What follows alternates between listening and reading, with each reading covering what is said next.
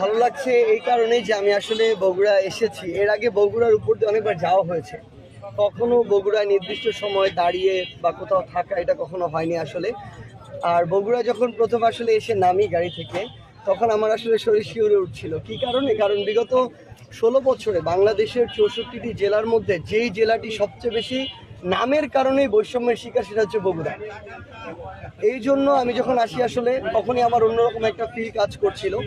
এবং অবশ্যই এই বগুড়াটি আমাদের অনেক কিছু কাজ করারও রয়েছে, কারণ উন্নয়নমূলক কাজ থেকে শুরু করে যে কোনো জায়গায় বাংলাদেশের যে কোনো পদে যে কোনো একটা মানুষের পদোন্নতি থেকে শুরু করে ইচ অ্যান্ড এভরি হোয়ার, এই পুরো রাষ্ট্র সিস্টেমটাতে বিগত 16 বছরে যখনই বগুড়ার নামটা এসেছে, তখনই তার ওই যে উন্নতিটা সেটা আর হয়নি, বা ওই যে পদোন্নতিটা সেটা আর হয়নি। তো সেই জায়গা থেকে আসলে আমাদের জুলাই শহীদ স্মৃতি ফাউন্ডেশনের আমরা একটা প্রোগ্রাম করার প্ল্যান করছি বগুড়াতে। আজকে যে আসলে এখানে এসেছি, এটা